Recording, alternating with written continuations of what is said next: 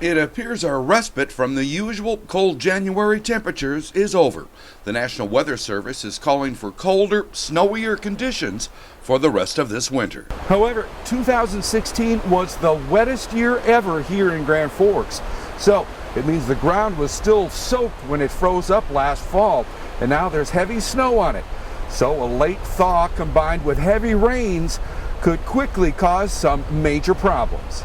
We should see it getting colder, and again, the colder and snowier aspect just means that means it could be a later spring thaw. And so wet ground, snow on the ground, runoff potential high. It's not as bad as the 97 years, the 2009, 2011 years. It just means we're going to see some flooding, and we haven't seen it for now a couple, 2-3 years.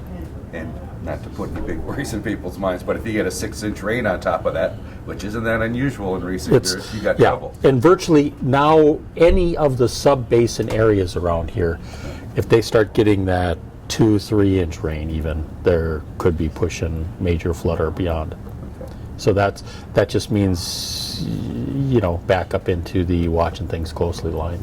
The existing dike system now protects Greater Grand Forks from high water.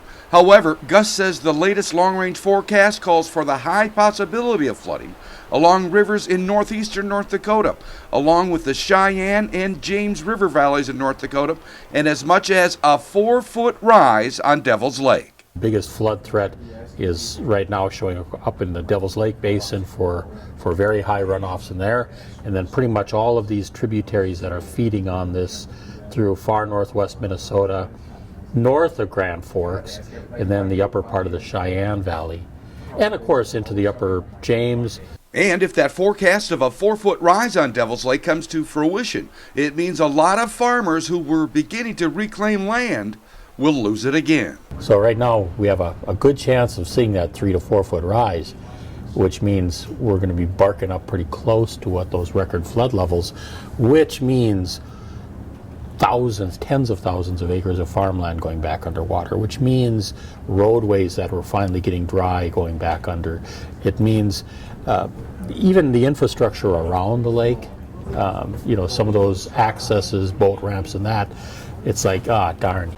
As of today, February 1st, it's only 48 days until the first day of spring, and a reality check on what actually happens regarding spring flooding this year. In Grand Forks, I'm Neil Carlson reporting for iNewZ.TV.